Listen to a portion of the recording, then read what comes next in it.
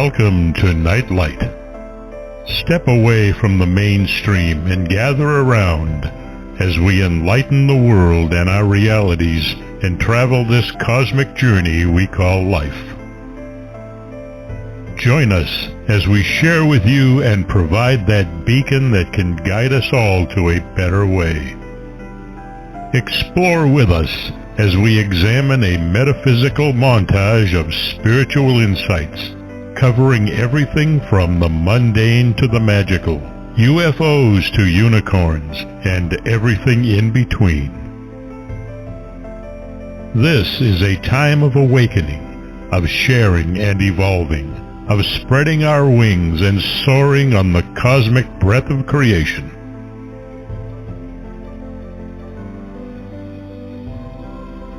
Come and join with other light-minded spirits as we weave our lights together to seek understanding, enlightenment, and with a little luck, some wisdom. This is Nightlight, a reminder that you are never alone.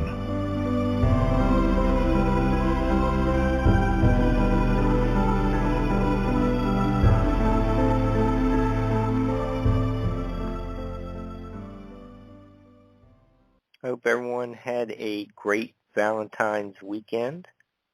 We're extending it another day because who doesn't love our guest, Zelia Edgar?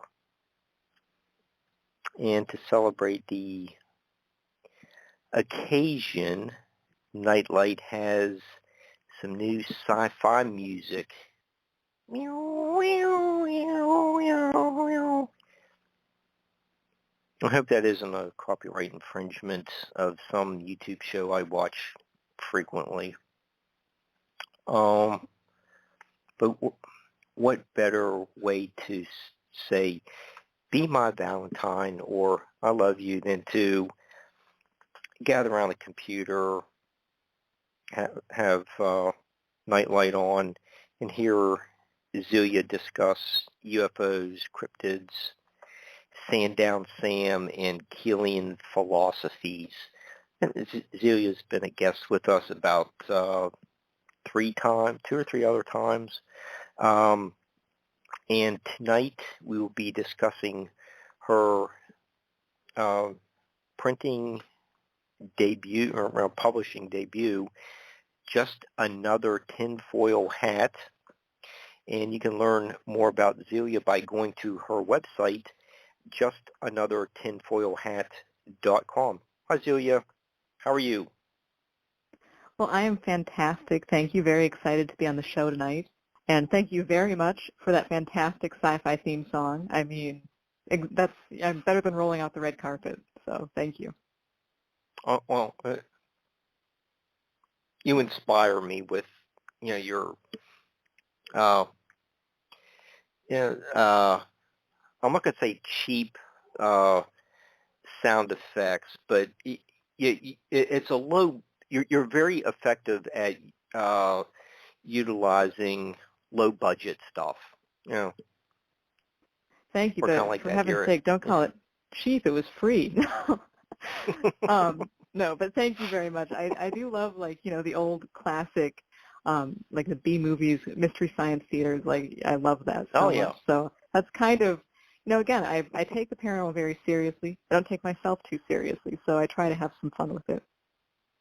That's why you're here, kind of like on a regular basis. I don't take myself too seriously either, but I really enjoy having guests on to do book reviews, and I think we're going to have a fun 2 hours discussing your, this is your first book, right? Yes, it is. I'm very excited about it, too. Well, you should be, because it is a terrific book. You have, something like 23 captivating paranormal cases. It's a wide range of topics. Yeah, 23 cases, and then lots of discussion kind of intermixed about, the different theories and stuff, yeah. Okay. So, let's maybe look at 2 or 3, kind of get us started, and, maybe we can kind of get into looking at patterns that, like, say, for example, several of the case studies where dogs play a central role, and kind of like combine maybe about 3 or 4 stories there. But before we get into that, let's maybe start with the first one, and that one is really interesting. The Nodolf incident. Oh yes.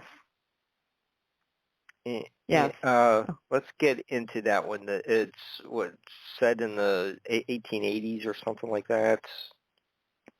Yeah, that case is a really important one for me because it's a very personal case actually, because I grew up in Wisconsin, of course, the America's scary land pretty much, and I'm very proud of that fact.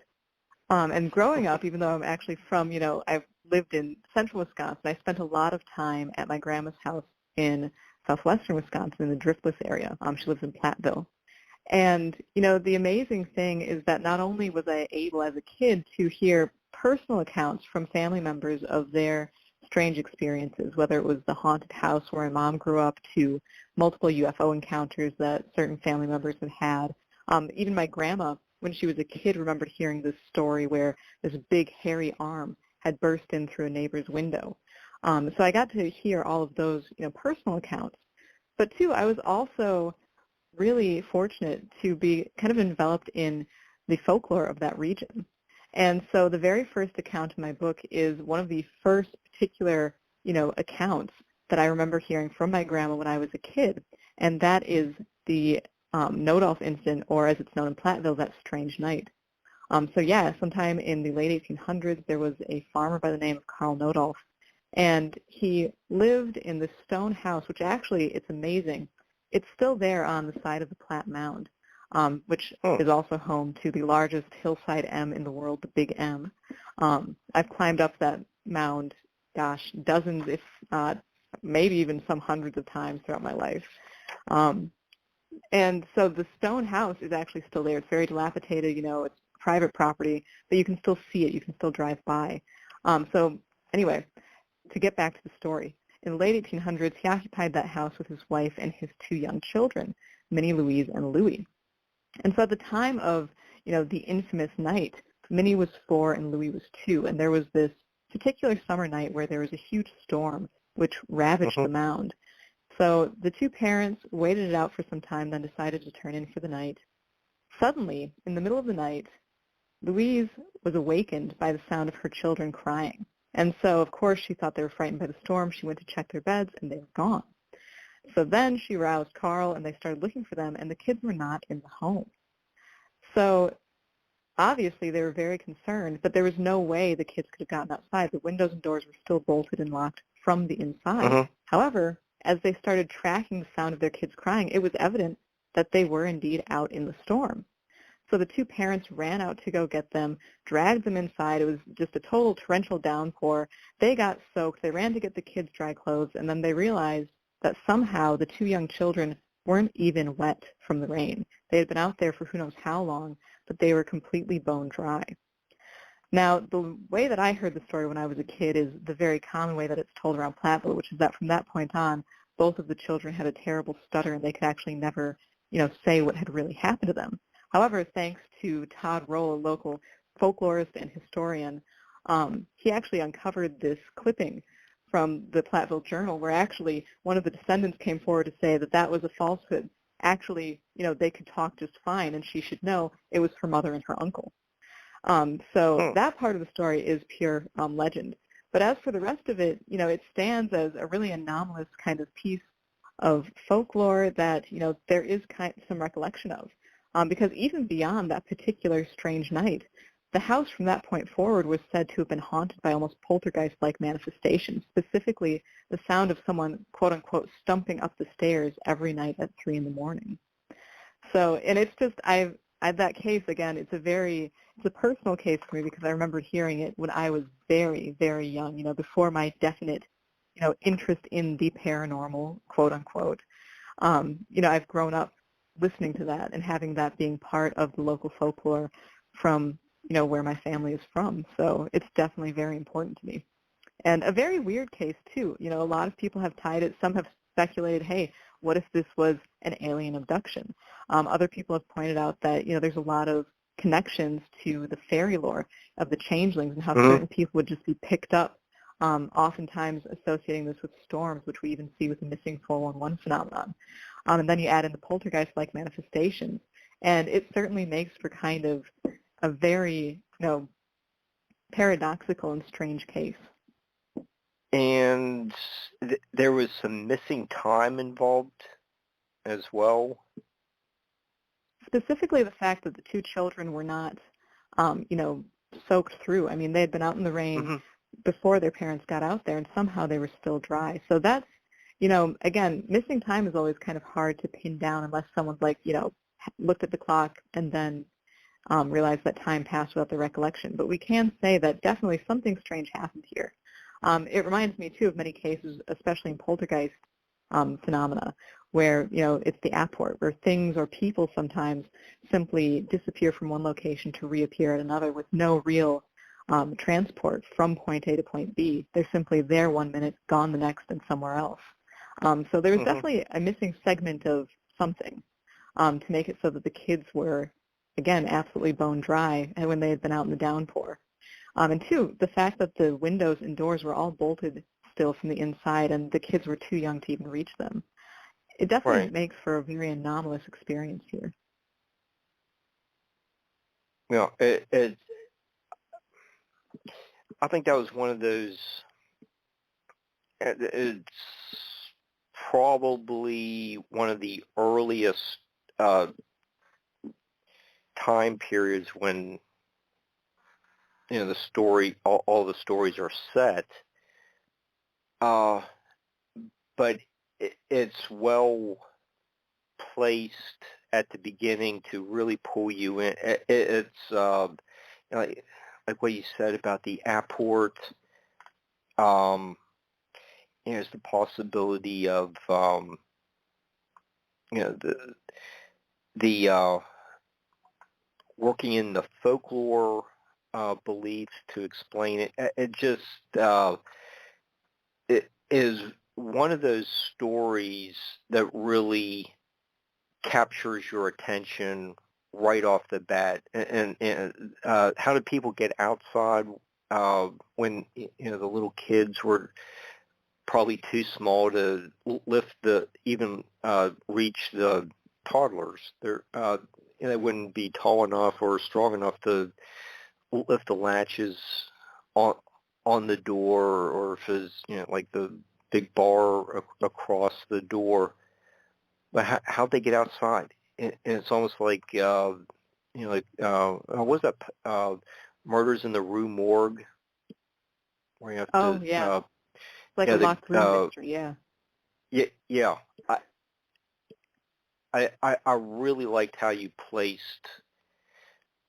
that one to get the book started.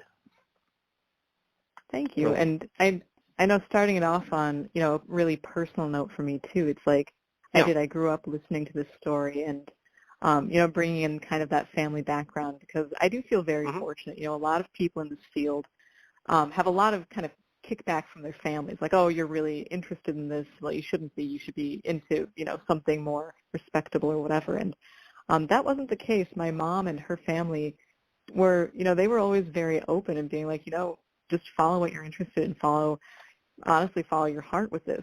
And that has meant so much to me, especially moving forward and now having this book. Their support has been, I feel very, very lucky. So, starting it off on that note was just the right way to go for me. Good. And I think always heard about the Loveland Frogmen, but it really hadn't read a case study about that incident until I read your book. So I kind of was encountering it the first time when I started reading Just Another Tinfoil Hat, and I thought that was a really interesting case.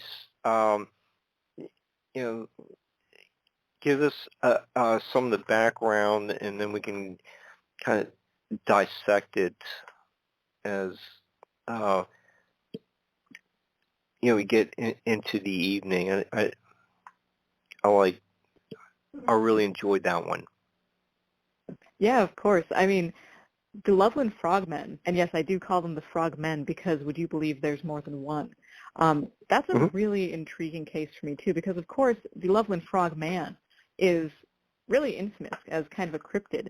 And that particular case occurred in March of 1972. It involved several law enforcement officers who saw this, for all intents and purposes, frogman, this bipedal, frog-like, amphibious-looking creature along an icy roadside. And as intriguing as that case is, and there's a lot of, back and forth here where they said that it was definitely something strange, and then they kind of redacted that and said, oh, no, it was just a sick iguana. And then years later, I kind of redacted what they had previously redacted, but actually, no, it was something truly bizarre. So as weird as that well-known case is, if you go back to 1955, you also have a spate of sightings that are truly, if they can even be more bizarre than the Frogman, these are more bizarre. They began in May of 1955 when a gentleman by the name of Robert Honeycutt was driving home from work around 3:30 in the morning. And as he was driving, he thought that he saw, as he said, 3 crazy guys praying by the side of the road. So he slowed down his vehicle to try and get a better look at, these 3 crazy guys praying by the side of the road, when he realized he wasn't actually dealing with 3 crazy guys at all. He wasn't necessarily even dealing with something human. Instead, what Honeycutt was facing down then were these 3 beings that he summed up in 2 short words, fairly ugly. He claimed that he saw these 3 strange little entities standing by the roadside. They're in a kind of triangle sort of formation with one standing at the front and 2 behind it, and that they were lopsided. One side of their body was markedly larger than the other. And I love truly bizarre little entities, if that's not obvious from my my work here. But these guys are some of my favorites. They were this kind of grayish color all over, and Honeycutt claimed that they were wearing a garment that appeared to be the same color as their skin. And you see that a lot with UFO occupant clothing, where the garment tends to match the skin tone. It seemed to be tight-fitting on the torso and kind of baggy on the legs. However, their face and head are definitely the most interesting part of their description. So they had almost kind of a frog-like slit for a mouth and eyes that Honeycutt somehow described as normal-looking. However, the weirdest thing about them is that in place of hair on their foreheads was something that Honeycutt said looked like when a baby doll has kind of that molded plastic hair texture, which it's such a bizarre detail on these little beings. I just absolutely love it. So there were 3 in total, and the one closest to Honeycutt, closest to the shoulder of the road, was holding something in its hand that he described as looking almost like a sparkling rod or chain, which was kind of emitting these blue-white sparks. And at one point during the encounter, all of the beings were holding their arms above their heads, almost like it was some sort of like a holdup or something. And at one point during the encounter, the first being actually dropped its arms and appeared to tie this object around its legs. Now, the intriguing thing about this, so Honeycutt throughout this whole encounter said that he wasn't frightened at all. He was just interested in what these beings were doing. Simultaneously, however, he also really believed that they were communicating with something across the road in a deep patch of woods, which I'm really, really interested whenever you have witnesses to strange events. They always come out with these weird little beliefs that they suddenly have, saying that these things appear to be communicating something, or they were communicating with something, or they had a purpose. And I find that to be a really intriguing and very consistent statement by witnesses, which is just, I mean, it's a little unnerving if you really think about it, but also very, very interesting. So throughout the duration of this encounter, though, Honeycutt was not afraid at all, even when the beings all simultaneously at the same time turned to face him. And at one point, too, as he was coming around his vehicle to get a closer look of these things, they actually made, again, another simultaneous, deliberate motion towards him, which he described as graceful.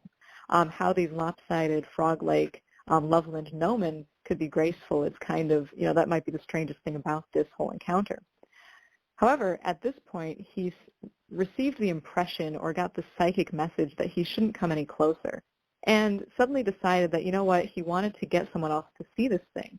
And I think this is a really important point to nail down as well, which is that when Honeycutt got into his car to go get someone, it wasn't because he was frightened in any way. It was because he simply wanted someone else to witness this bizarre event. However, as he started driving away from the scene, that is when sheer terror hit him. He was also hit with a bizarre odor of like fresh-cut alfalfa with a slight trace of almond, which apparently he and a girlfriend would experience several months later when driving through the area. So as he experiences this odor, he also is hit with sheer terror about his experience, and he actually drove to get the Loveland police chief to report his encounter. So the chief actually did go back to the area, and of course, as we often see, saw nothing. However, really intriguing here, too, is the fact that actually Honeycutt was not the only encounter at this time. There were other sightings around that same time frame of strange lights in the sky. Another gentleman saw 4 small beings underneath a bridge. And then there was a truly bizarre encounter in the neighborhood of Loveland Heights, which involved actually 2 families who kind of experienced different sections of the same event. And I love stuff like this because very often, when you have these really bizarre encounters, what you're looking for is for some sort of confirmation that it actually did happen, that there was something going on instead of just some hallucinatory or dreamlike event. And so with the Loveland Heights encounter, it's amazing because you kind of get confirmation that something was indeed going on. A woman named Emily Magnone and her husband were actually awakened in the middle of the night by their dog just going absolutely berserk. And again, as you mentioned earlier, you see in many of these encounters that people's dogs really pick up on something going on when people have paranormal encounters. So the couple got up, they checked the house, and although they saw nothing, they actually smelled something they described as this terrible swamp-like odor, which was so bad that they decided to close the window, in spite of the fact that by this point in time it was a very hot, humid summer night. So even foregoing their personal comfort, they decided to close the window because the smell was simply that bad.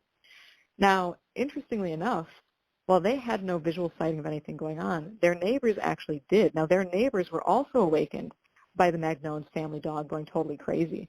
And so the neighbor lady went to the back porch to see if there was a prowler or someone trying to break in or something like that, and instead saw about 15 feet away from her house what she described as something that looked like a little man covered in twigs or foliage. Now, as weird as that is, it gets even weirder when she flips on the porch light and it totally vanishes. Now, she actually stood there for some minutes flipping the porch light on and off, and each time she flipped the light on, the being was gone, she would turn it off, and it would return. So, again, she had this visual of a strange creature. She was awakened by the dog going nuts. The other couple also was awakened by the dog responding to something, and they also smelled this terrible odor. And this was, again, in the same year when Honeycutt had his infamous encounter of the 3 Loveland gnomen. So this brings up, so many interesting points because, for one thing, what I really love about this is it illustrates something that you see very often with flaps of strange occurrences.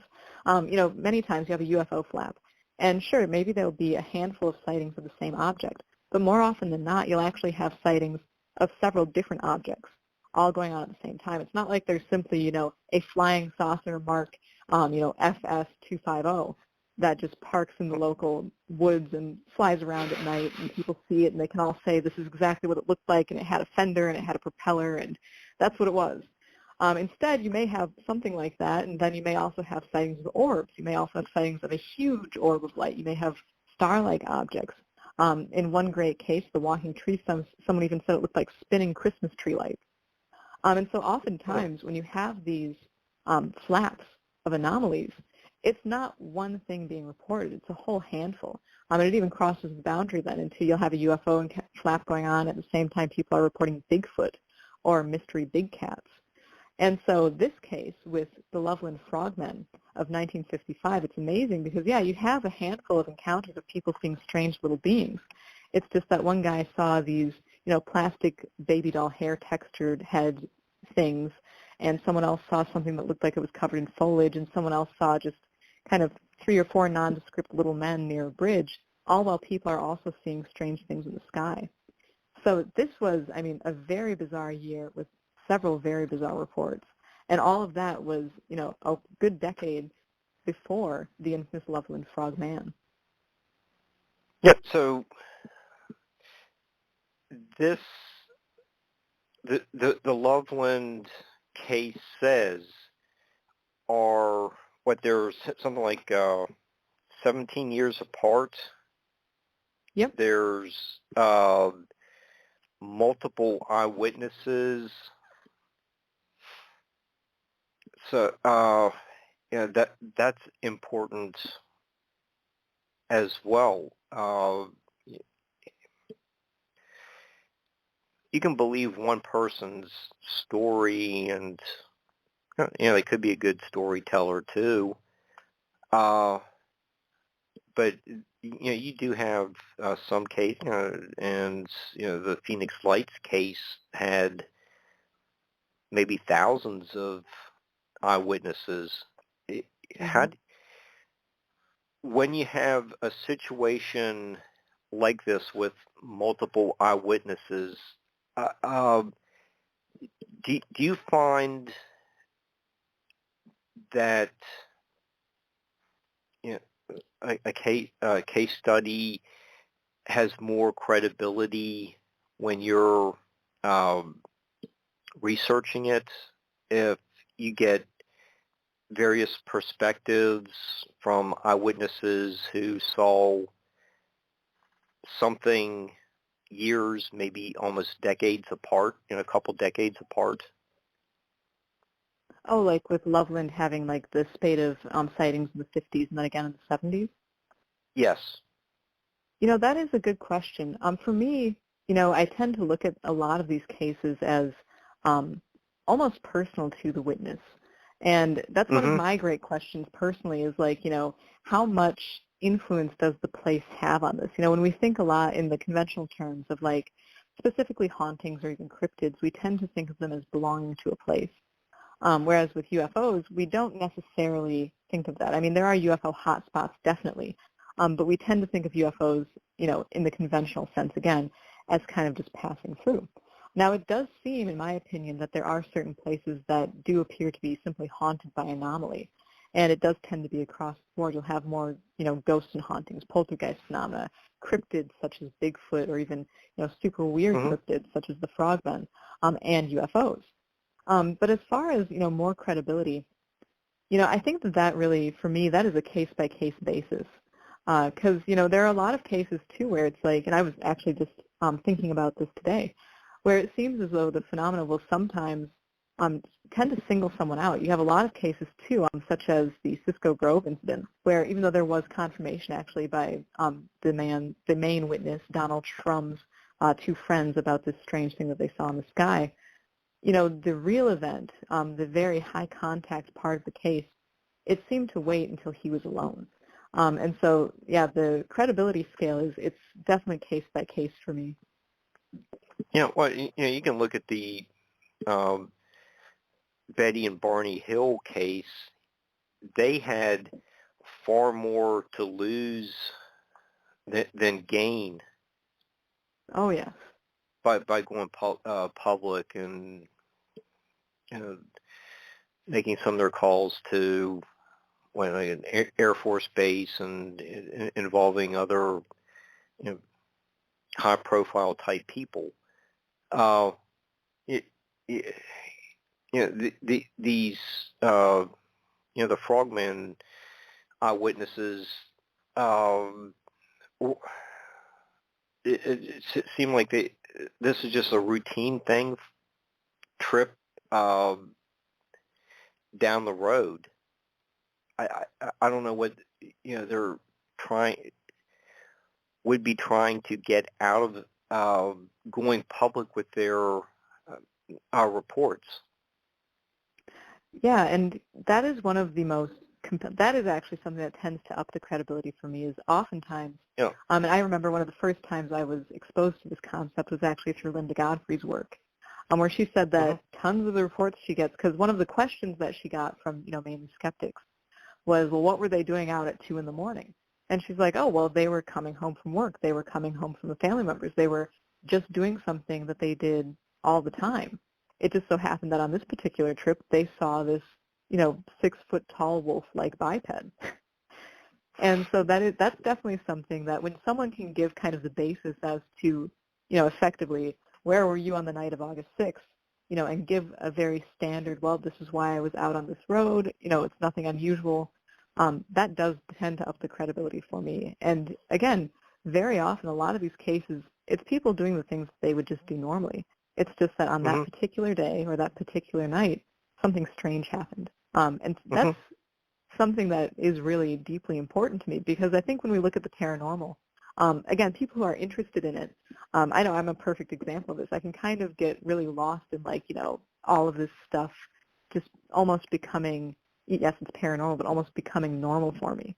But the truth is that there are lots of people and people that I've even talked to throughout, these years that had no interest or even were skeptics. And then suddenly it happened to them. And I think that that's a very important thing to remember as we research this. Yeah, I'm really glad I've read that case. I found it to be just compelling reading. And thank you. It's and get into spent a little bit of time on the Hopkinsville Goblins. I'm sure a lot of the listeners have seen the Netflix show, and it really is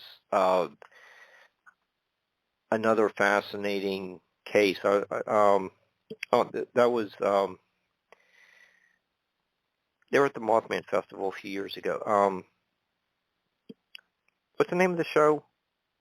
Oh, the Hellier? Yeah, that's it. Yeah. I just drew a blank on that. But that's we had a couple samples of cryptids and really unusual phenomenon, like the Nodolph incident. But you also with the Hopkinsville Goblins, you get into some of the ET UFO kind of stuff. I'm just trying to show the diversity of topics in your book. So let's get a little bit in. Give us a little bit of background on the Hopkinsville Goblins. Absolutely. Well, this is another case from 1955, so the same year as the Honeycutt encounter with, the Loveland Frogmen or Frogmen. And the Kelly Hopkinsville case is definitely one of the classics of UFO occupant encounters. And again, I always use that term lightly, and I'll just pin that down right now. For me personally, I truly don't really hold fast to any particular, mindset about these things. I think that there's probably a bunch of different right answers. So, but as far as terminology, UFO-related entities or UFO occupants, this is one of the great classic cases. And, of course, it was near Kelly, Kentucky in the summer of 1955. And interestingly enough, and the amazing thing is when you read, some of the source material and the interviews of this family that it was involved with, even just hearing about the people involved was really intriguing because the first instance of something weird happening on this night was that a man by the name of Billy Ray Taylor was staying with his wife June at the Sutton Langford family home. And on August 21st, he claimed that he went outside to retrieve water from a well and see a silver spaceship shooting out rainbow-colored flames. Now, when I first read about this case, I don't remember which rendition I read, but, whatever it was said that he returned to the house and informed everyone, hey, I've seen a flying saucer. And the entire household just didn't really care. And I thought that was hilarious. And as you go through the interviews, apparently that was kind of just, how they looked at him. He was a little bit of a kind of an attention hog, I guess, which is really intriguing. Kind of a jokester. Now, apparently, I don't know if he had said that prior to the events which happened later, or if he just kind of added that on later. But the intriguing thing is that if indeed he said that and it did or didn't happen, he must have had some sort of prophecy, because it was mere hours later that everyone in the home was absolutely besieged by these by now infamous little silver men. So it was around 8 o'clock in the evening when, again, the family dog began acting up and actually dove under the house, where it remained until the following day. And Lucky, one of the family members, was the first to look out of the side and see this strange glow in the fields, which looked like it was coming closer towards the home. So he was soon joined by Billy Ray, and together they saw that the light was actually not just a light or a glow. It was actually caused by a little man floating through the air towards them. Now, much like the Honeycutt encounter, too, this being was actually holding its arms up over its head. And, I mean, truly, this case is just absolutely insane, because, they thought it was bad enough with just one of these little guys. They actually started shooting at this being, which just would respond by kind of flipping over midair and drifting lightly to the ground and running off. They were besieged in about 6 separate waves of these strange, luminous, floating creatures. And this happened throughout the night, and it was just so constant. They would see the things coming. They would shoot at them. There would be absolutely no effect. In many of these cases with cryptids, UFO occupants, there have even been cases, Summerwind is a great example, one of the most infamous haunted houses in Wisconsin, where someone shot at a ghost. Nothing works. And this is, again, one of these great cases where these things were absolutely impervious to gunfire. They would simply respond by floating down to the ground and running off, only to reappear floating back towards the house. So it got so bad that during the middle of the night, the family loaded up in the cars and actually went to the police and told them they were being besieged by these strange entities. And so at that point, there was just an absolute frenzy. The police came, newspapermen came. The house was then besieged by a completely different sort of disturbance. And of course, as in many of these cases, nothing showed up. There was apparently a strange luminous patch of grass which disappeared under further scrutiny. So, of course, they all decided, well, nothing's here. We're going to pack up and go home. No sooner did the police and the newspaper people leave, the beings were back, and they continued attacking the house until sunrise. So this case, again, it's considered a real classic in the field of ufology. But the intriguing thing is really when you look at the luminosity of the beings and the way that they behave, they seem almost like spectral in nature, which is just absolutely, again, you have these kind of cross-boundary sort of aspects to many of these cases. And, it's really amazing, too, because you also have the consistent attack of the beings by the family members, and nothing really took, and they just kept coming at the house in waves, which is absolutely just terrifying when you think about it. If you actually put yourself in that home, and there's this absolute unknown just coming at your house, that would be traumatizing, and you can't really do anything to protect yourself or your family members. The intriguing thing, too, though, is that actually the matriarch of the house, Mrs. Langford, did state that she really didn't feel like they were under any sort of harm. As a matter of fact, she was quoted as saying that she just told everyone to calm down and they'd probably go away, but of course no one listened to her. So again, reading the source material and seeing these interviews is also just so interesting to see the different personal responses of people in these situations. Because then June, one of the wives, she was so frightened she actually refused to look outside. So she was actually a non-witness in this case. She just absolutely refused. She was like, I'm not looking out the window. I'm not going to see whatever's going on out there. So to see that, different personal response by witnesses to the unknown is just, that's one of my favorite aspects of this case.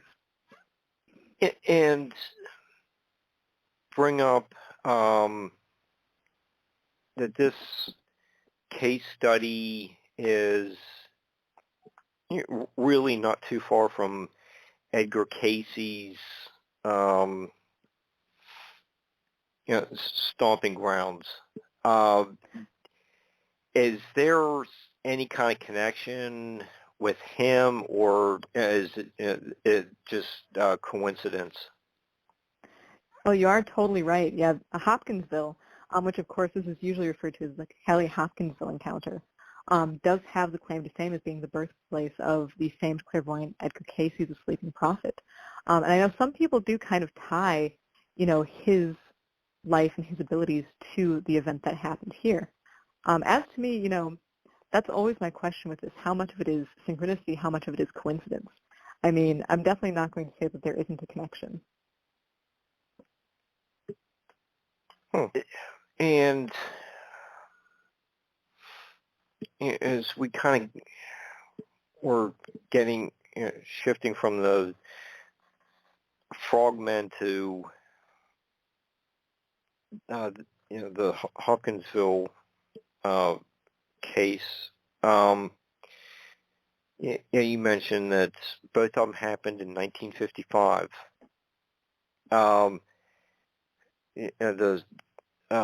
Was it the second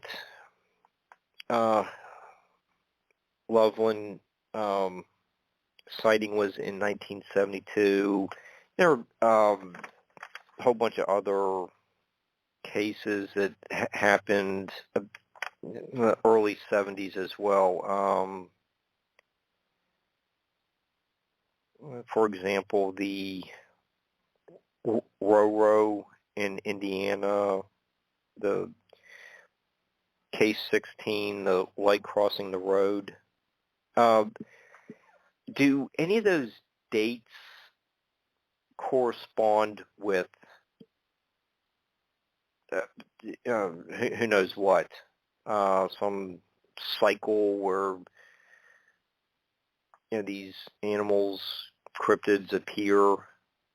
I know that a lot of people have a lot of different theories as to certain cycles of different things. I know sunspots have been theorized as causing paranormal phenomena to flare up, geomagnetic issues and things like that. I've never really pinned any of that down, because for me it seems like as soon as you start to pin down, oh, here's what corresponds there, here's what seems to be making this happen, you'll have something pop up that absolutely refutes that. I will say, though, that, the early 70s is probably my favorite time to research, just because, even in my book alone, I have quite a few cases spanning specifically 72 and 73. It seems like there was simply just a real concentration of weirdness at that time. But yeah, as far as pinning down cycles, that is a great question. It's one of my many questions regarding the paranormal, is what is the cause of this? Why do certain things happen in certain places at certain times to certain people and not others? And it really seems as though if you change one variable, the whole thing is different. Because I do think that, too, the witness particularly, and, who they are and their personality and even their family history, possibly their experiences, that may also have something to do with it. So, yeah, that is the cycle thing. There's a lot of, I think, intriguing room for looking into that. And there's probably some correlation there. I think that, again, with the paranormal, it is my belief that I really don't think we'll ever find the one thing that, causes it, or the one cycle, or the one, particular aspect, or the one variable. I think that it's likely going to be a whole can of worms. And as to what those are, that's anyone's. I just wondered about the date. I was, you got me thinking about things like that, why so many is kind of like mid-50s, and get into, Braxy, the Flatwoods Monster, it's about the same time period. You have several other of your cases all appear like after the Gimlin film. Yeah. So you just kind of wonder why Why now? Why in this certain time space there were a number of sightings or some kind of really unexplained event? Oh yeah, definitely. I mean, and that's, I have the same question whenever there is a particular, like, anomaly flap. And again, we usually use that term specifically for UFOs, but I tend to throw in the whole kit and caboodle, because where there's a UFO flap, so many times there's also going to be a creature flap and a poltergeist flap. So I just refer to them all as anomaly flaps by now. Because, what causes that? It's kind of like, too, trying to figure out almost where lightning is going to strike. Because, of course, if we could know, hey, there's going to be, some major event in, next year in Dodge County, Wisconsin, be there or be square. I mean, then we'd be able to actually show up and be prepared and try to figure out what's happening. But, unfortunately, it is that kind of, gamble. And there, I will saying that though, there do seem to be specific places that just are known for having strange events. Again, I should know, I'm from Wisconsin. We've got 3 UFO capitals of the world here. But, even with that, you can go to a place that's known for being haunted or known for having UFOs or known for having Bigfoot encounters or Dogman encounters. And, paranormal investigators will know this all too well. They'll go to the place and be ready to see something, and nothing will happen. And then again, you'll have the person going home from work on a Tuesday night, just like any other night, and they're the ones who's going to see, a dog man crossing the road in the light of a UFO. So, yeah, these are the questions, trying to figure out. Again, we don't know what we're dealing with here. We're trying to even figure that out, and then trying to figure out, too, what is making it manifest? Why is it deciding this time instead of that time, or this person instead of that person? I mean, these are definitely the questions that, they keep me up at night. No, it's something where you want to know why, if you're a reporter or researcher. I think it's a valid question to ask. And oh, definitely, yeah. Yeah, and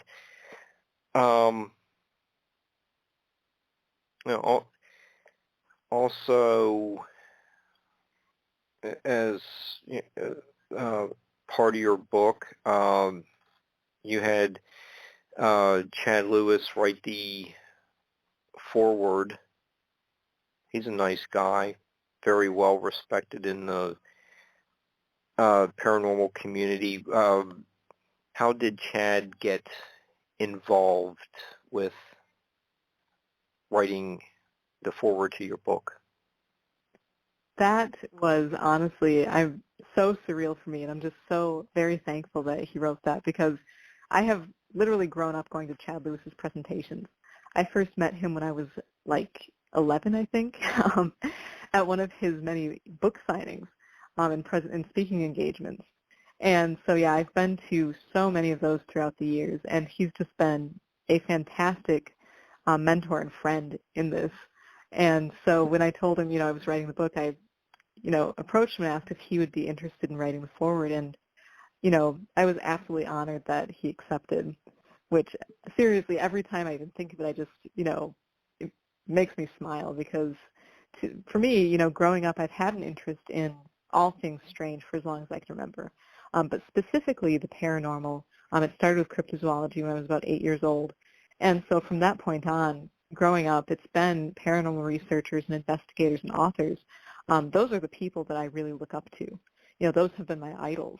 And so to have Chad write the foreword was just so fantastic. That was just awesome. And it truly very, very kind words. So, yeah, that was fantastic. Yeah, he's a real nice guy. I met him. Oh, yeah. At one of the Mothman festivals, and spoke with him for a while at his tent, and I think Kevin Nelson was with him, as well. And I thought both of them were very knowledgeable. It was just fun sitting around talking with them that afternoon. Oh yeah. Yeah, I know they. Okay. Oh, sorry, go on. I got. Oh yeah, they're fantastic guys and also just amazing researchers. And I know too with Noah Voss, they wrote, of course, the Van Meter Visitor book, which I mean is just an excellent case. And really, that is amazing to me too, because that's something that really kind of would have just, gone by the wayside if they hadn't really resurrected it. And now with the Van Meter Visitor Festival, they really kind of brought that back to life. And when I see that, too, I think of how many cases exactly like that probably have just been lost to history, because it's like you have these old sources of information, and stuff like that, it gets lost or destroyed in the shuffle so often that really is quite a gem. Yeah, and that they got a lot of acclaim for the Wendigo book. That's interesting.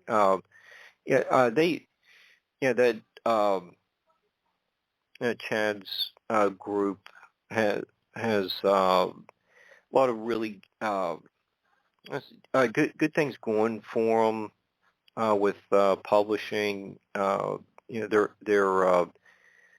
interviews. They're doing everything right. Oh yeah, and I. Go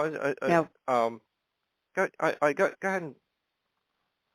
No, yeah, Wendigo lore too. Yeah.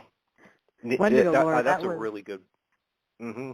That was excellent. I mean, so often, and I did a review of that for my website a while back, and truly, that to me was such an important read, simply because, so often when people talk about the Wendigo, and, Chad and Kevin, even in their book, discuss this very fact, they look at it simply from the concept of Wendigo psychosis, which does not do justice to the rich history of sightings and beliefs about this. And so the fact that they really took the time and did such a comprehensive look at every single angle of this one particular, and it's not even one particular belief, it's a whole slew of different beliefs and, creatures and histories. That was just, they did a very amazing and respectful job for, again, something that so often is kind of just written off. I know, I absolutely love that book. Mm-hmm. And early on, one of the first cases or so, we were talking about. You mentioned the dogs appear in many of your case studies. They're in the space leprechaun, the one that is kind of like a chapter 17, almost like a kangaroo type cryptid carrying a dog. There's another one, chapter case 15 is set in Indiana in June 1970. So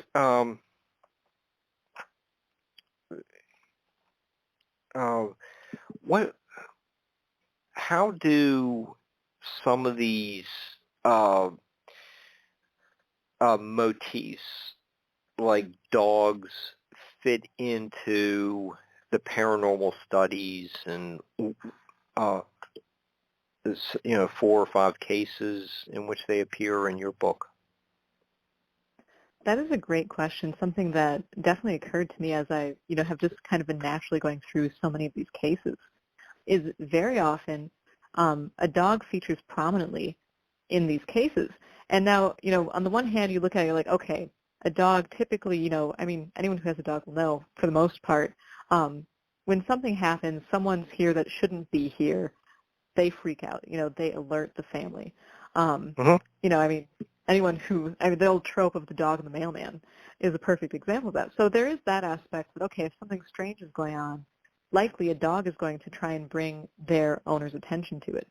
On the flip side, too, there's a long-standing tradition across many, many cultures that dogs and other animals, but specifically dogs, have the ability to sense paranormal phenomena. If you take this a step further, we know that dogs are capable of, observing things outside of the human spectrum, and they can hear, much better than we can. They can smell much better than we can. And so if you look at the concept that paranormal events, of course, one of my favorite ideas comes directly from John Keelian, that is the superspectrum concept, that many paranormal events, whether it's cryptozoological, ufological, or spectrological in nature, may simply be from a different portion of the electromagnetic spectrum than we typically inhabit and that we can typically observe. So if you look at it that way, it seems very natural that dogs especially would kind of sense something is wrong or off or strange well before we do. So there is all of that. There's kind of just the natural setup that we have where dogs do, they serve kind of as guardian. They, are trying to sense if something weird is going on, sort of a protective type, position for them. On the flip side, when you start getting into many of these encounters, and the Trasco's space leprechaun is a great example, the entity in question actually said to the witness, "We don't want no trouble, we just want your dog." On the same day, actually, there was another case that occurred which was very, very similar to Trasco's encounter, where a young boy saw a handful of what he described as German-speaking spacemen attempt to steal his dog Frisky. And two, you even have in the Mothman Prophecies, one of the very initial encounters was the unfortunate disappearance of the dog Bandit. And that actually involved not specifically the Mothman per se, but a strange set of spinning red lights. And the dog Bandit went down into this field and unfortunately never came back, even though there was, for all intents and purposes, a crop circle in the ground there. So again, going through this and seeing how many times dogs show up in conjunction with paranormal phenomena, that really kind of had me looking almost at the more symbolic aspect of them. And the intriguing thing is that dogs are actually our oldest domesticated animal. And if you look at the history of, human culture with dogs, we actually see them given almost a degree of like personhood. There are really early dog burials, where people actually gave them that respect as being effectively, part of the family. And so the intriguing thing for me is that very often, I do tend to look at paranormal events as having a degree of symbolism to them. And very often what I find is that the symbolism has to do with things that are explicitly human and typically very old symbols of humanity.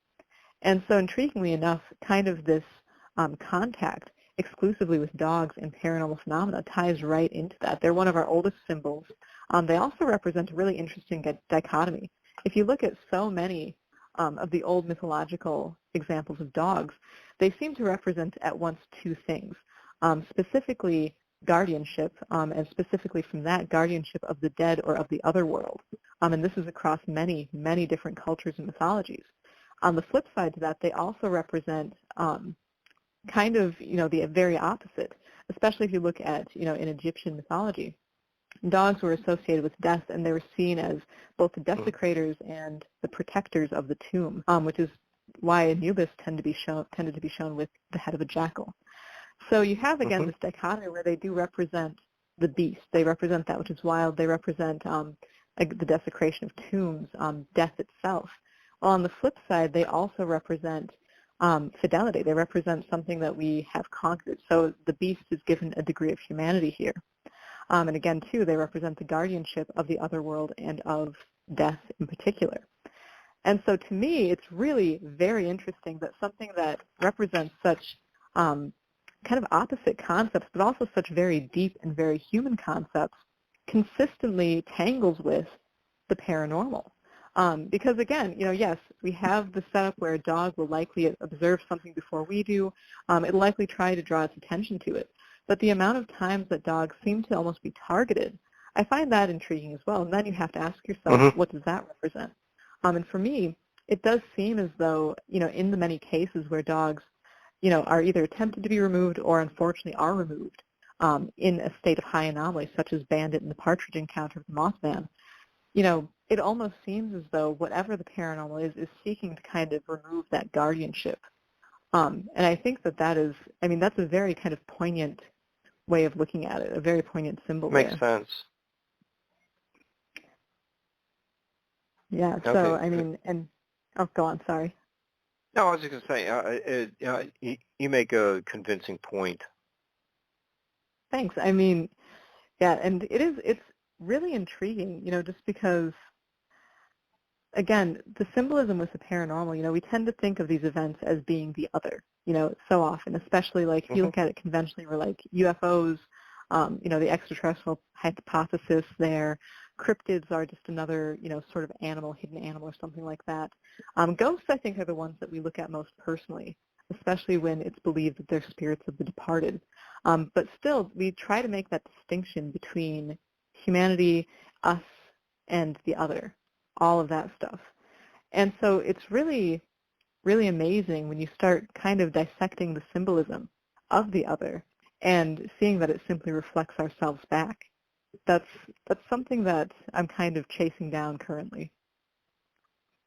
Okay, and another really intriguing theme that links several of your case studies is like the bioluminescent aspect of some of these creatures. The Flatwoods monster case. Seems like the space leprechaun might be another one. Glowing eyes from the Sandusky Sasquatch. Of course, the Mothman, that's not in your book, but you're very knowledgeable about, the Point Pleasant case. And you also have one transparent case study, Roro. Oh, yeah, one of my all-time favorites. So, maybe kind of link, generating its own glowing eyes and body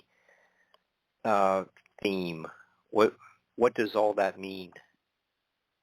Light anomalies are a special interest of mine, simply because you're absolutely right. They're linked to so very many different, not just paranormal cases, but different types of paranormal phenomena. My initial interest specifically with light anomalies is the prevalence of orbs in paranormal phenomena. And I'm not talking, the infamous dust orbs, the bane of every ghost hunter's existence. I'm talking, yeah. Oh, yeah, they are to ghost hunting what those Chinese lanterns are to UFOs. And I guess ghillie suits are probably to cryptozoologists. But, no, I'm talking when people observe these glowing spheres of light in different places with the naked eye. And, of course, they're heavily associated with haunted locations. People will see these just floating orbs of light in haunted houses. They're very common in cemeteries. And then, of course, there's a long-standing account of spook lights, which typically, and I absolutely love this, are given some sort of tragic backstory, that it's the lantern of a forlorn woman who is stranded at the altar or someone who is killed in a terrible accident. So they're heavily associated with hauntings. The interesting thing is they're also heavily associated with UFOs.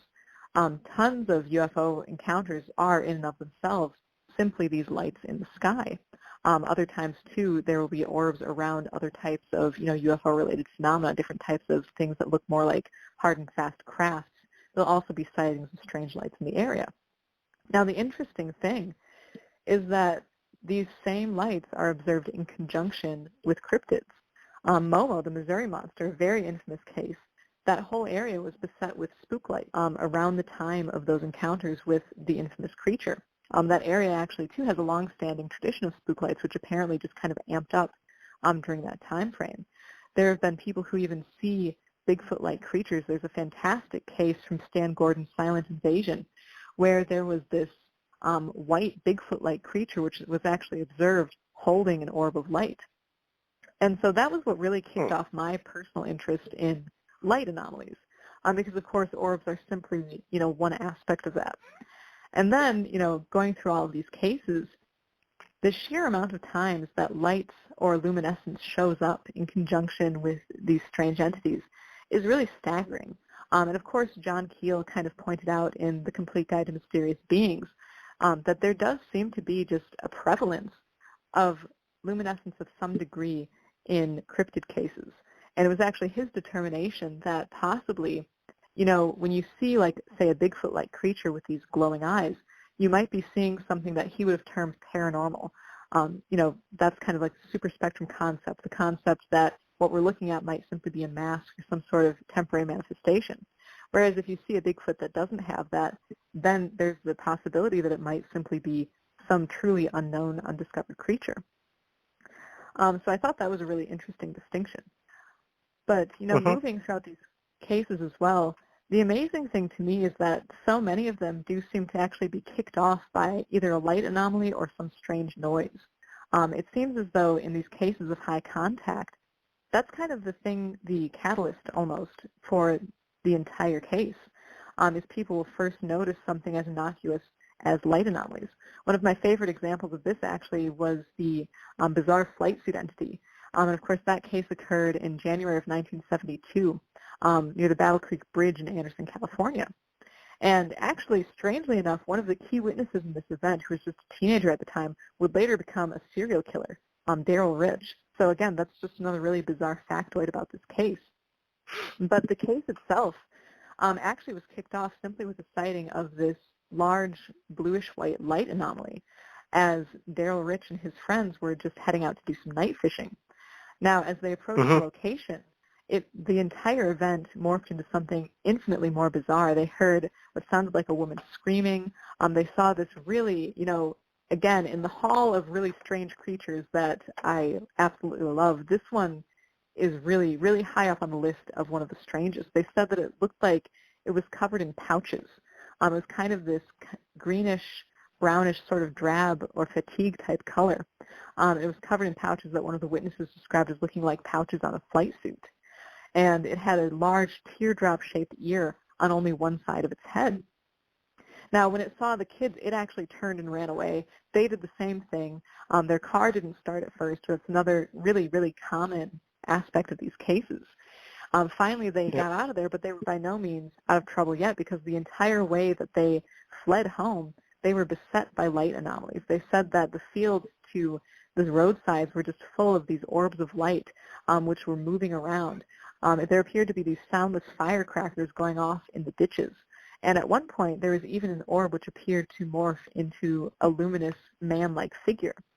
Now, intriguingly enough, as soon as they crossed a certain intersection, everything stopped. All the anomalies were simply done. They actually even went back to the area with Daryl Rich's father. And by that point in time, nothing else was visible, though they did experience a strange noise, which prompted all of them to just leave the area. The police apparently staked out the place, but nothing further was seen or experienced for the rest of the night. But this case, again, the light anomalies were so prevalent here, and again, this is a case that has an actual, what you would consider to be some sort of creature or entity, which was kicked off by a light anomaly. And so, yeah, the prevalence of these things, some people have theorized that might actually be the only real part of the phenomenon, are these lights, and everything else is some sort of illusion or almost mask, if you will. And, I think there's definitely some worth to that way of thinking, just simply due to the prevalence of lights and, luminescence across so many of these cases.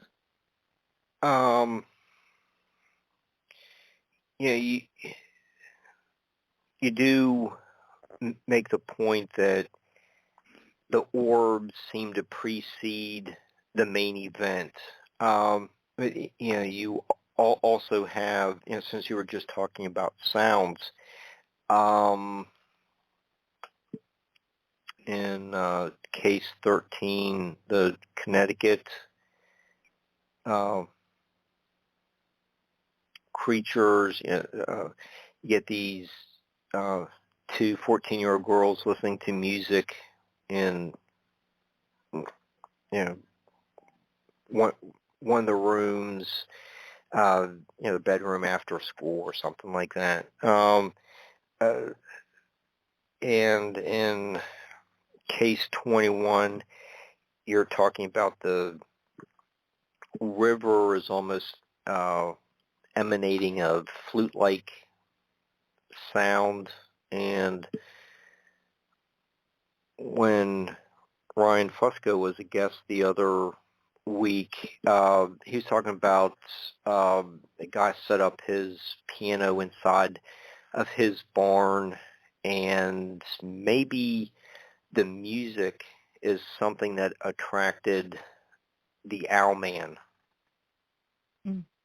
But there's these sounds as well as the visual lights that may have some kind of part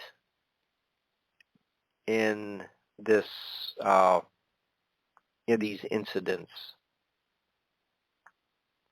That is a fantastic point. Yeah, bringing up specifically the Connecticut creatures from Winston, Connecticut. That to me was a really interesting case because you have these two young girls who were just sitting, relaxing, listening to music in their room where they saw these bizarre, spindly, large-headed things in conjunction with this egg-like luminous object. And that, too, that had actually confirmation from other adults on the street who had also observed the object in the sky. And the intriguing thing to me is that, the multiple eyewitnesses, and I think that's one of the nice things about your book is you're pulling all these different themes together. Okay, thank you. Go back to what you're doing. I just wanted to get the. Of course. Well, thank you. I mean, that is very high praise. Like I said, this book is so. I'm just so happy about it. That it really means a lot to hear that I've done a good job with it. So thank you. But no, that case when I initially read it, the very first thing I thought of was the strong history in the British Isles, especially of there are so many encounters with the good folk or the fairies, where someone would just be relaxing, playing music, and that is when the encounter occurred. And so, again, with the Connecticut creatures, it's almost kind of like a modernization of that same concept. But, too, you bring up a fantastic point that I've also seen specifically with lights again, where it seems as though the greatest effect that we can have on the phenomenon is also the way that the phenomenon seems to affect us. Because, you're just saying that, it seems as though sounds have some influence on these things, whether it draws them in, or especially, in the case of the Missouri monster, it was this sheer, shrill car horn that appeared to frighten it off.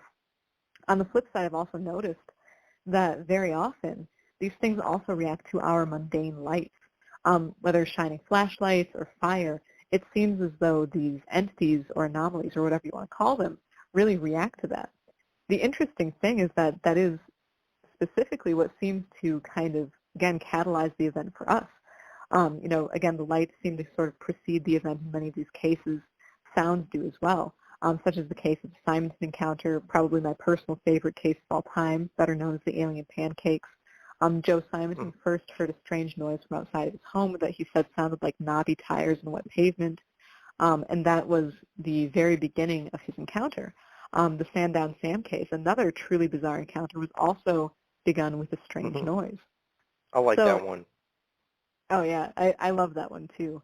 But it's really interesting because you have this pattern then where it's like, very often, and again, there are no hard and fast rules in the paranormal, it seems.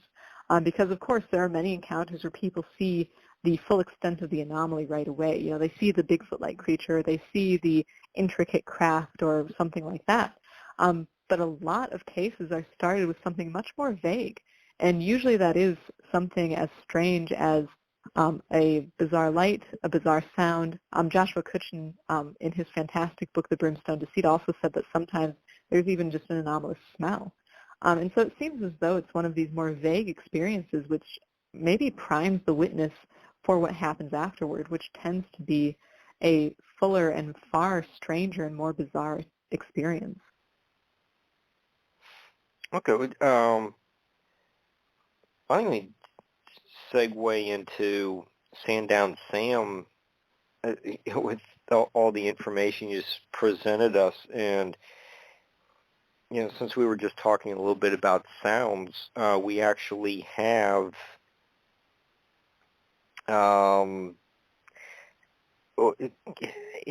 he doesn't, he's communicating telepathically, and we have a couple samples of what he said. I am all colors, and I think the children asked his name, and he replied, kind of creepy. Very creepy, yes. I'll say this about every case in this book. I loved this case. If I didn't love it, it wouldn't be in here. But yeah, Sandown Sam is, again, a really, really bizarre encounter. It occurred in May of 1973 to a 7-year-old girl who was pseudonymously referred to as Faye, which I just props whoever gave her that pseudonym, because that is just steeped in, bizarre connotations in this field. And an unnamed boy of about the same age were walking in Sandown on the Isle of Wight, England, when they heard this strange noise that they compared to something like a siren or an odd wailing. And now the strange wailing noise, as pointed out by John Keel, is one of the most consistent noises reported in all types of anomalies, but especially in cases of hauntings and poltergeists, and also cryptozoological cases. So of course that's present here. So they actually decided to follow the noise and try to see, where it was coming from. And they went on a whole trek across a golf course, through a hedge, into the swampy meadow, when it abruptly stopped. So as the two kids were coming back, they actually crossed a little brook on a blue-gloved hand popped out from under the bridge. And if you thought that was weird, what followed the blue-gloved hand was even stranger. They claimed that they encountered this 7-foot-tall humanoid-type being with a flat, white, round face, with really bizarre, it almost sounds like some sort of creepy automaton or robot. It had triangles for eyes, a square for a nose, and unmoving yellow lips.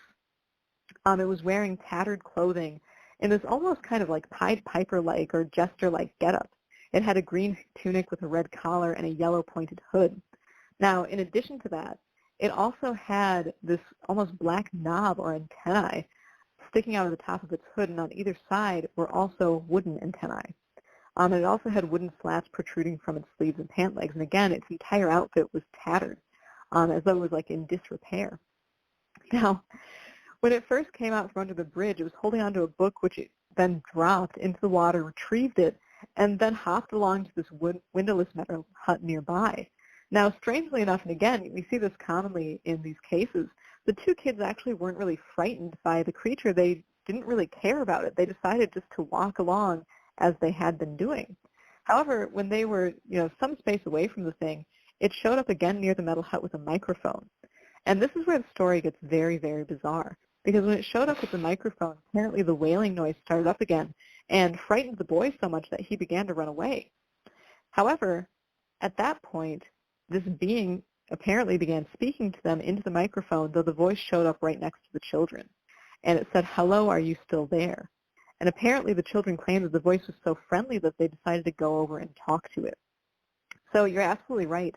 It continued this really bizarre series of communication in different ways. So initially it spoke into the microphone and the voice showed up right next to them. That, in combination with the unmoving yellow lips, reminds me of many cases of hauntings where people will say that a ghost will talk to them and the voice will show up right in their ear while the face of the apparition is not moving. So again, really creepy and strange and cross-boundary detail there.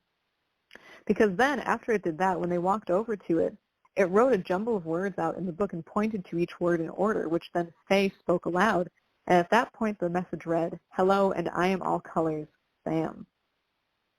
Now, the communication here then kind of went back to the use of just speaking. So again, the lips were never seen to move, so it was just simply this almost disembodied voice in conjunction with this strange creature. And so they asked him, first of all, and this is a great icebreaker, these kids were like, well, why is your clothing all ripped up? And his only reply was that it was his only set of clothes, which doesn't really answer the question, but he didn't bother to, get into that. So then they asked if he was really a man, to which he replied no. So their next question, I guess, was the only other option they could think of, which is, are you a ghost? To which he said, well, not really, but I am in an odd sort of way. And it was at that point, which, like you mentioned earlier, probably one of the most chilling aspects of this whole thing, they asked what he really was, and Sam replied, you know. So this encounter lasted for a good half hour. Eventually, the two children even ended up going into this being's windowless metallic hut. They claimed that it was 2 stories on the inside, and one appeared to have almost like an electronic-type feel with metal panels and buttons on the walls, whereas the other story was homey. It had like a wood furnace and wallpaper. And while inside, they talked about a variety of things, such as the fact that Sam told them that he gathered berries at certain times in the evenings and that he had to clean the river water to drink it. And again, creepily enough, that there were more things like him in an additional camp on the mainland. Now, again, this is a really, really trippy, bizarre encounter. And it culminates eventually in this bizarre conjuring trick where this being put a berry into its ear, nodded its head forward, and then the berry vanished from the ear and reappeared in one of its eyes. He repeated the action, and it ended up in his mouth. So, that was weird. Yes, this whole encounter is weird.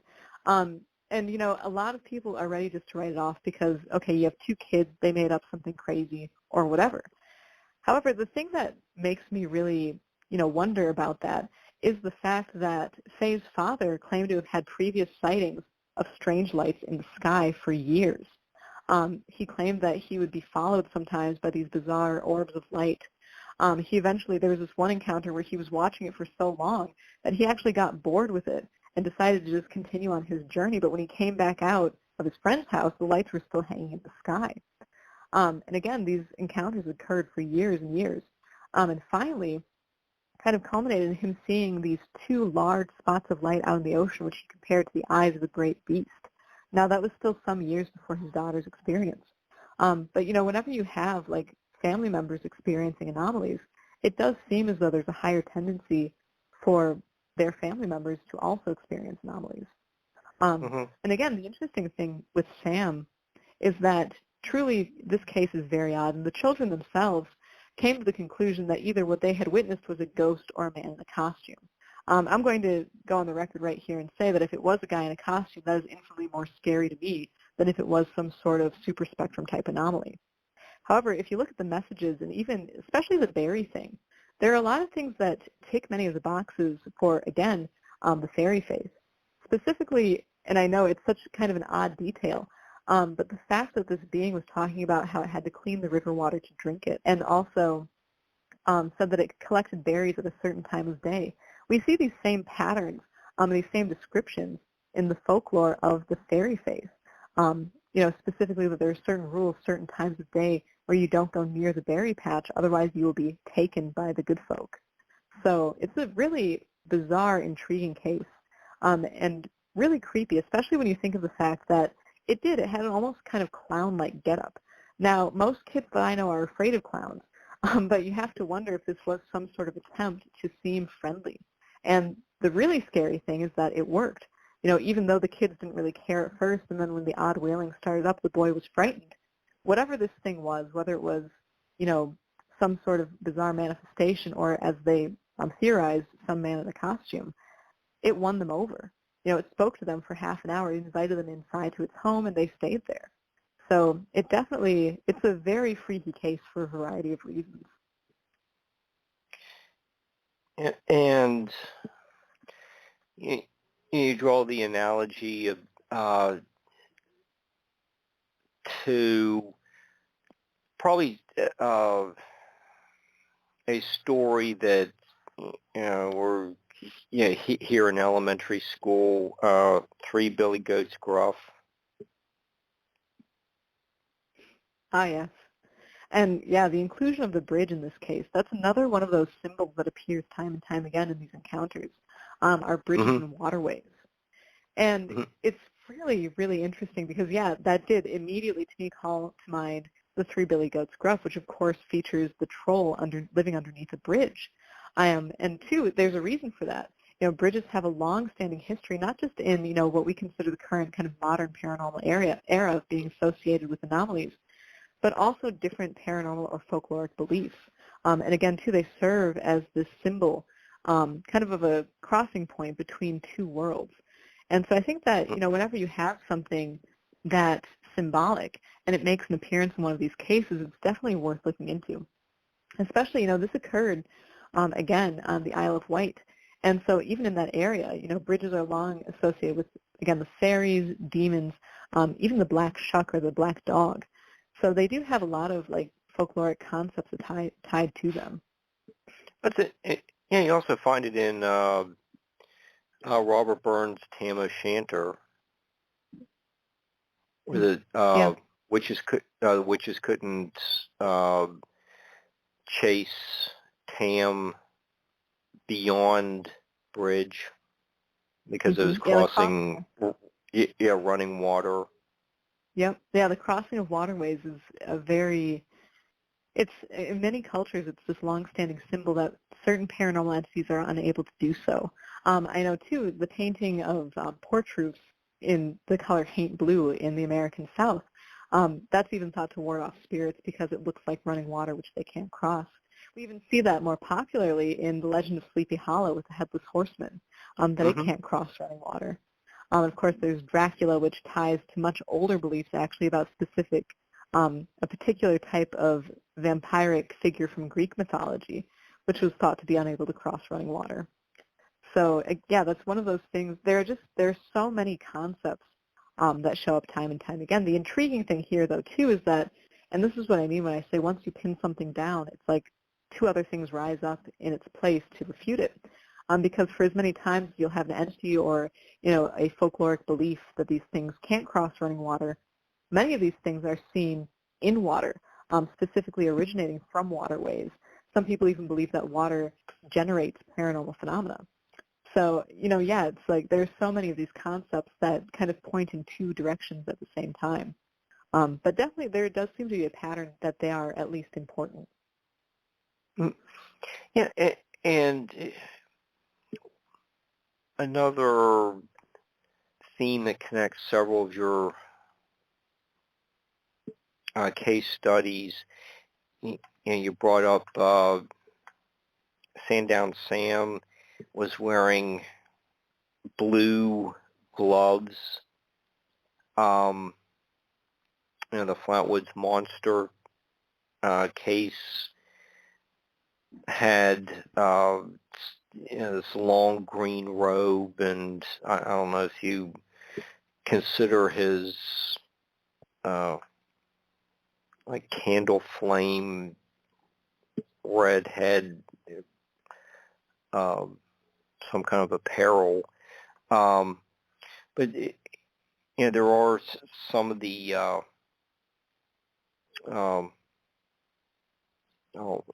like the one you mentioned with the looked like he was wearing pockets. You have a couple other examples of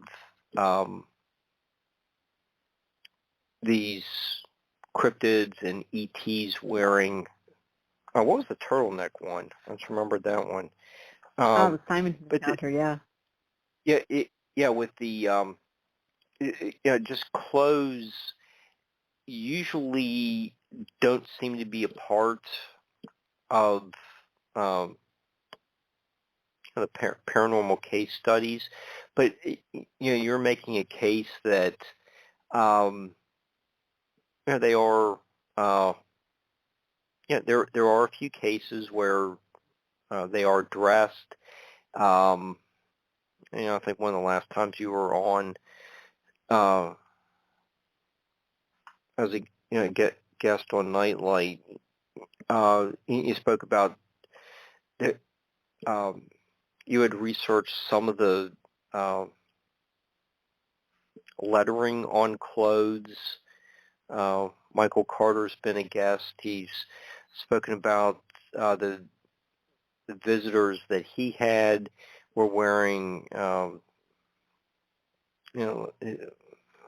like the Ray-Ban sunglasses and like tinfoil suits. So there are a number of cases where we do find clothing.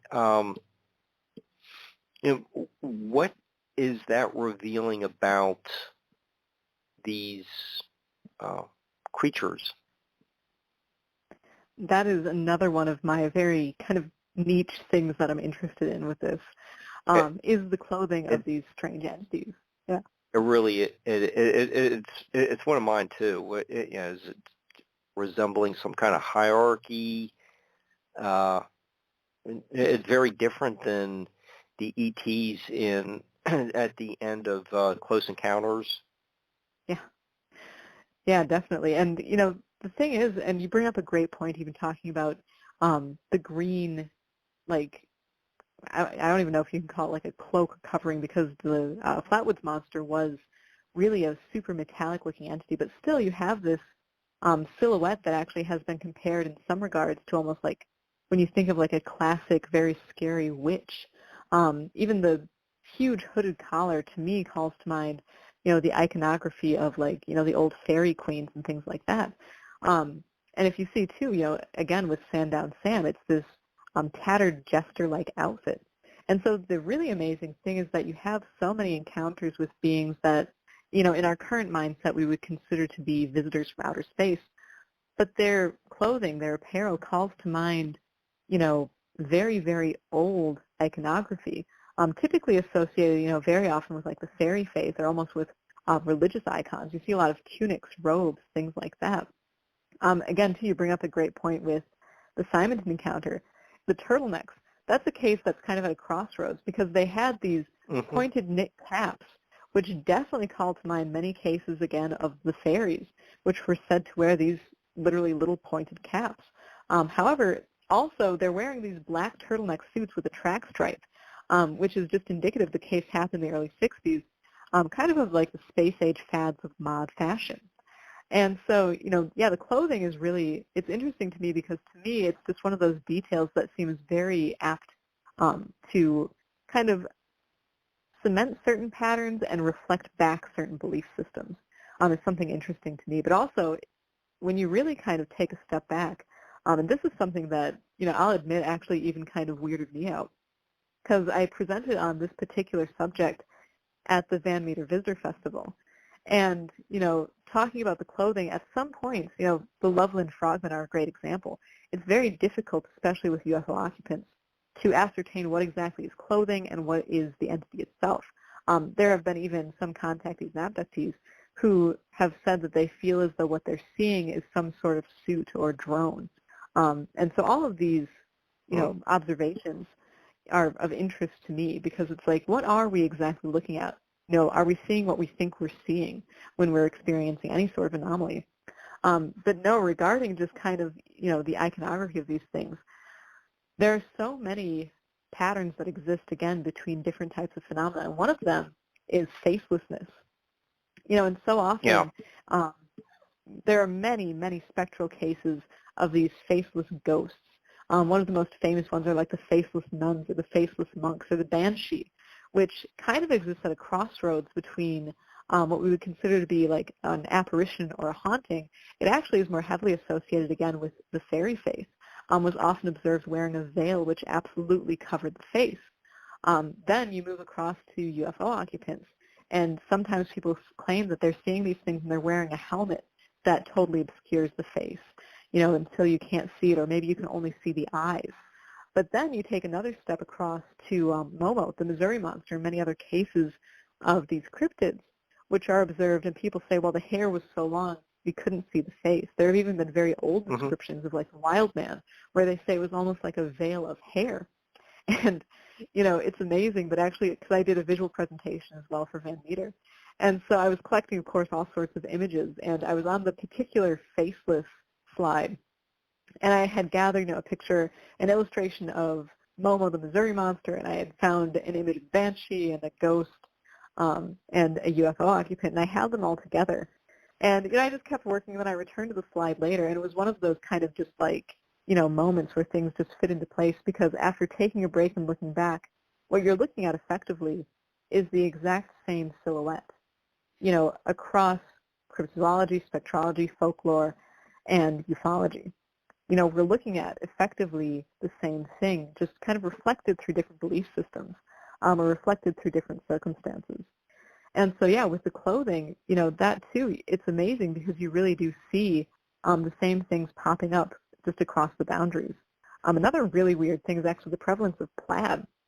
Because, of course, John Keeler really nailed that down in The Complete Guide to Mysterious Beings. He says an inordinate amount of ghosts, apparitions, you name it, seem to wear plaid. Also, that at the time of that writing seemed to be kind of an up-and-coming bedroom-invading type entity, were these plaid-shirted men.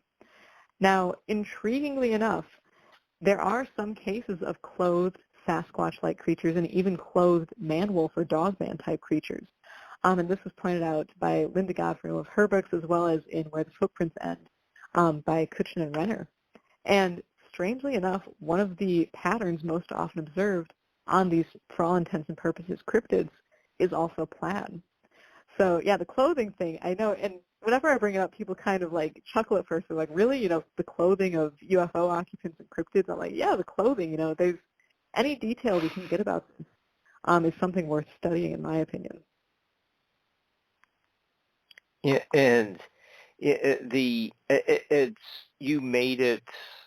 I thought there were just a few examples of clothing, but you made the case that it's actually a lot more extensive than a few cases. I did not realize that, but it that's a really fascinating aspect of paranormal studies. The faceless creatures is disturbing. You don't, not being able to see eyes, what the eyes might be revealing about it. Is it kind of empathetic, or are they kind of squinted as if it is honing in on you to turn you into a meal? Something like that. One of the effective uses of concealing the face is in Jaws. You don't even see what the shark looks like till almost the end of the movie. But it's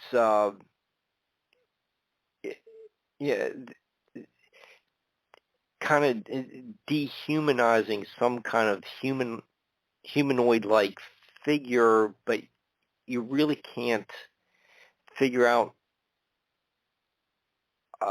have some kind of identification with the face. Really does make it a very unnerving situation. Oh, definitely. I mean, I can truly think of very few things more terrifying than a faceless being.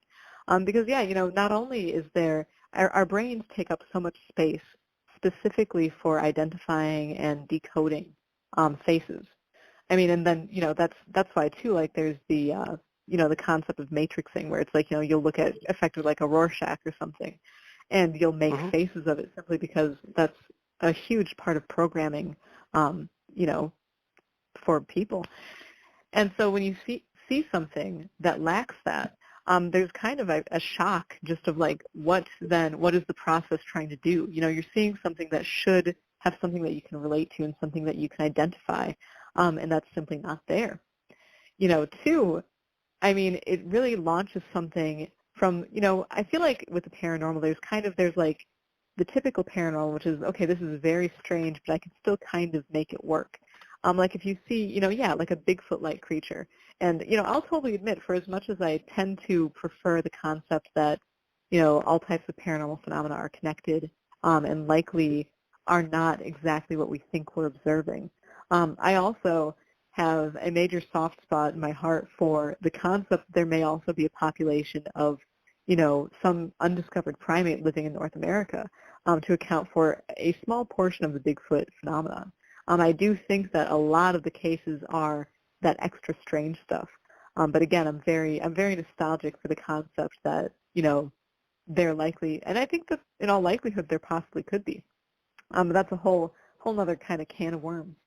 But no, so there's the typical paranormal, where it's like, yes, it's still a shock to the system, especially if you had no interest before or were a skeptic, to see, a large, an 8 or 9 foot tall, undiscovered primate walking across the road.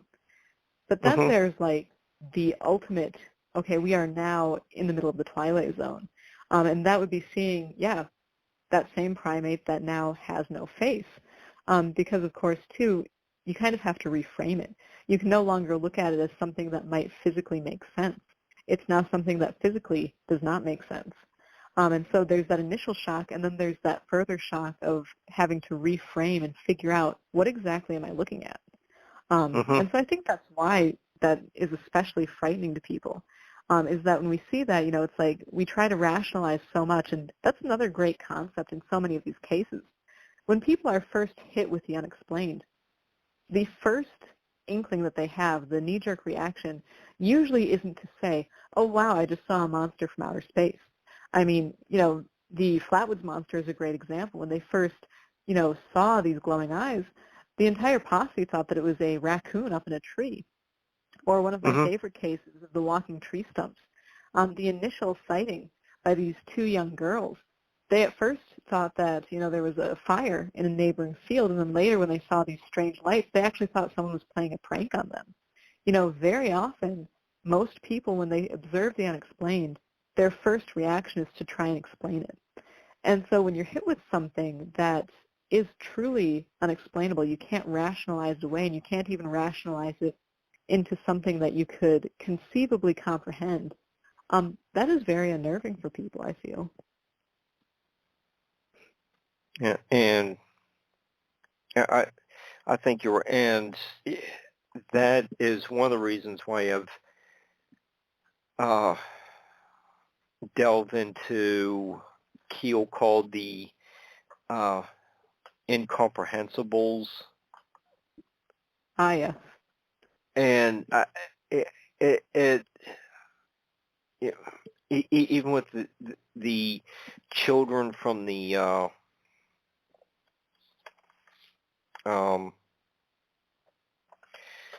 first case, the Nodolf incident, where supposedly they had speech impediments after the event.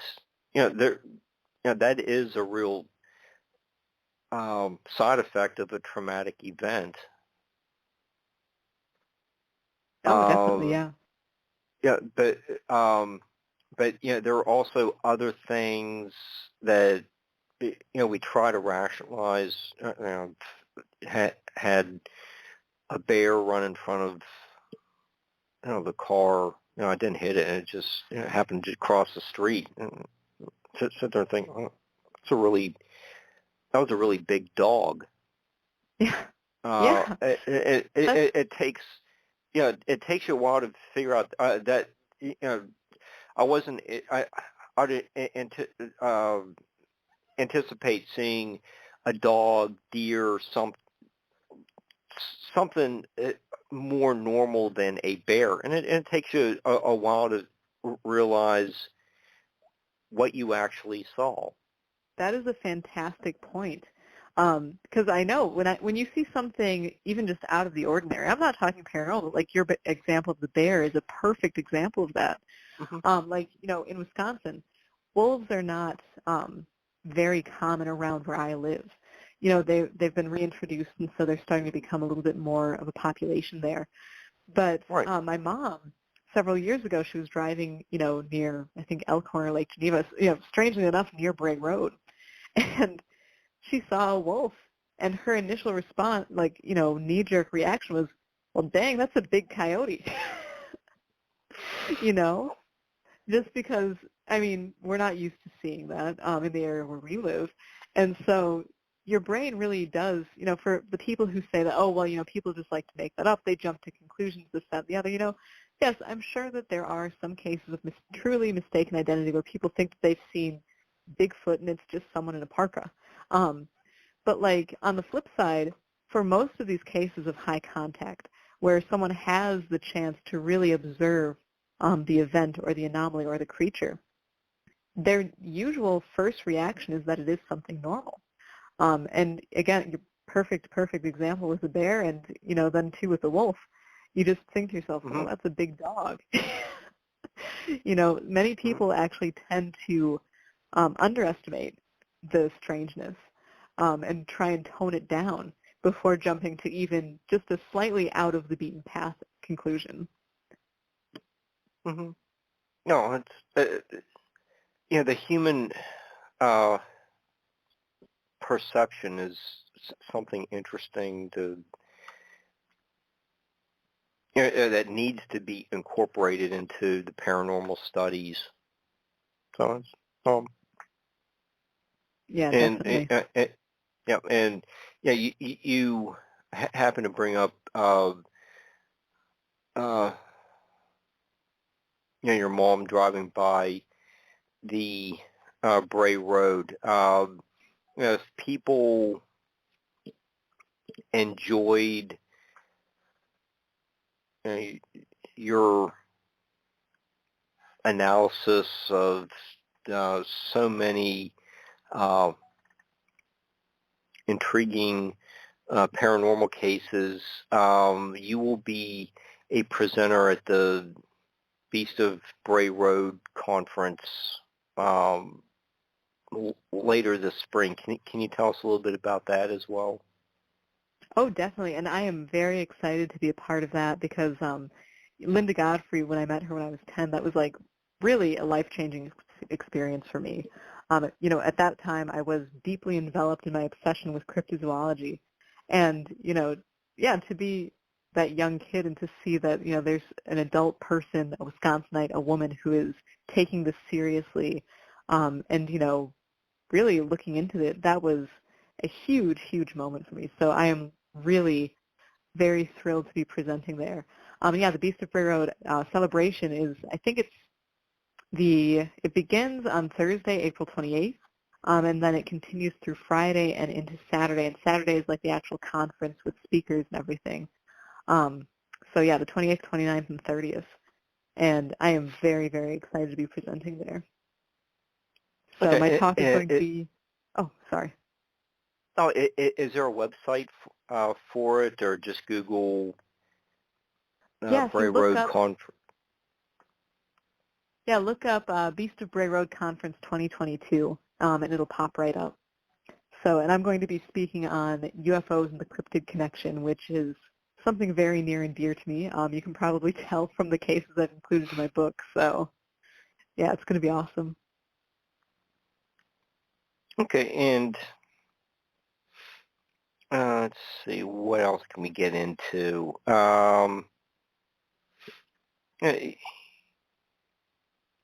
There's the flopped projections. What did you mean by that? That is a concept I came up with specifically in looking at, you mentioned some of the incomprehensibles, which that is one of my favorite terms that Keel used. So specifically, the Enfield Horror, which was this strange three-legged, pink-eyed thing that just kind of bounced through this small Illinois town in 1973, or the Dover Demon, which of course showed up in Dover, Massachusetts in April of 1977. It was this thing, this spindly creature with a huge kind of watermelon-sized head, and it just showed up for a few sightings and then vanished. And so my concept of flopped projections is that it kind of piggybacks off Keel's concept, and many other researchers have theorized that paranormal events seem to be kind of just temporary manifestations, that they are, possibly in some way, shape, or form almost projected onto our reality. And so when you have some of these really strange outliers, I almost wonder sometimes, because very often it's like there do seem to be certain threads that kind of carry the paranormal field. And even if we are dealing with entities which are some sort of temporal projection or manifestation, a lot of them really seem to fall into certain vague appearances, like, Bigfoot-like creatures or man-wolf-like creatures or even hellhounds, things like that, which, there's a strong prediction, we have a pattern, and we can kind of pile them all into those specific terminologies. But then you get the incomprehensibles, these true outliers. And so my concept is that possibly, and again, this is all pure speculation and theorization, but it does seem as though there's kind of a give and take with human symbolism and the subconscious, and also kind of the iconography that is prevalent almost in the collective unconscious. And I sometimes wonder if something simply gets lost in translation. So instead of getting a really strong symbol of, like, the wild man or of the beast, we end up with something like the Enfield Horror, which really has no equivalent. It was this strange, again, three-legged being that just showed up for a spate of a couple of weeks and a bunch of sightings and then never again. So, yeah, it's just a kind of a concept I have to explain why certain things appear to be so absolutely off the wall, whereas others do seem to kind of attune to a certain appearance. Hey, Zelia. Yeah. Could that be a fold in time? Could that be a dimensional fold? I know a lot of people have theorized about that as well, and I do wonder about, specifically kind of time running into each other, because even with, like, haunting type occurrences, sometimes it seems as though people, we discuss it like it's ghosts, like it's someone who is deceased and their spirit is just wandering the halls, but sometimes it appears like people almost hack into a scene from the past, and that it kind of just overlaps and they get to experience that. So I've definitely wondered about that as well. I mean, I could see a dimensional fold for sure, where another dimension overlapped ours, and we got a picture of something that was in that dimension, and then it ironed itself out and went back to its own dimension. Yeah, I've heard some theories like that too, and I think that there's definitely a lot of room for theorization there, just because there truly are. There seem to be that concept too, that these things flare up and then just vanish. That's an intriguing thing to think about, that possibly we are just overlapping with something which then, for whatever reason that it overlapped in the first place, it's just done. I know on the flip side, one of my favorite lines of John Keel's ever, he said, "We do not know the place where hairy monsters and flying saucers come from, but we do know where they end up. The poor slobs literally melt." So I guess that might be another option. I guess so. But yeah, I know, it's just, I love this field so much, and the truth is, when I started with it, I really thought, like, as a kid, it was like my life's goal to bag a Bigfoot. I was like, well, here, we'll get the proof, and then, we can, figure it out, and it'll be like, I always looked at it as like the same as how gorillas were discovered. People thought it was a myth at first, and then it became accepted because they had the body, and so then it was like, oh, okay, well, now we know, and so then, now it's just no big deal. That was like my goal. And then when I got into UFOs, I really wanted to find like a crashed saucer with ghosts. I wanted the proof. But now, like, as I've been in this and interested in this for so long, I've definitely kind of moved beyond that, where I'm like, truthfully, with the unexplained, I'm not sure if we ever will fully explain it. And to me, a lot of people kind of look at that as a failure, but I really don't. I think that we should not stop looking. That possibly, if this is something that is just unexplained, it's all the more important to keep looking. Oh, gosh. You should check out Mary Joyce's website, Skyships Over Cashiers. She's written a book on Bigfoot Beyond the Footprints, and it's charming because she had experience interacting with them, and it's a book it's so sweet you cry. Yeah. It's amazing, too, because, so many people paint the paranormal as frightening, and not to discount that people do have frightening experiences or they are shocked by what they see, but, it isn't in and of itself always frightening. And I think there's a lot of room for positivity in it. I mean, I know that's what I've taken away from it. And again, I always kind of blame it on being interested in it for so long, but it's like a lot of this stuff, really doesn't freak me out so much. I just look at it more with interest than with fear, so... This has been a terrific show. I think we're only down to like three minutes or so, but you're talking about some of these other patterns, clothes, whatever else that the listeners want to remember from all. The numerous samples he gave. Keel found a pattern of places like crossroads, intersections, cemeteries, and garbage dumps are usually places where weirdness happens. Yes. And I think that, that's definitely something that has occurred to me. I'm like, man, maybe I need to find a garbage dump to, stake out for a Wednesday night or something. But, the interesting thing is that I feel like, a lot of those places are places typically where people don't necessarily like to linger. Right. And it seems as though, interestingly enough, it's kind of like the places where we tend to want to move by. And kind of get out of. That seems to be where this stuff roosts, if that makes sense. I know people, too, have theorized that it has something to do with the liminal idea, that especially like intersections, crossroads, things like that, they're not really this place or that place. They're sort of an in-between. I think there's definitely a lot of worth to that line of reasoning. But I think, too, the interesting thing with garbage dumps and cemeteries is that there's a lot of overlap there, especially historically, that...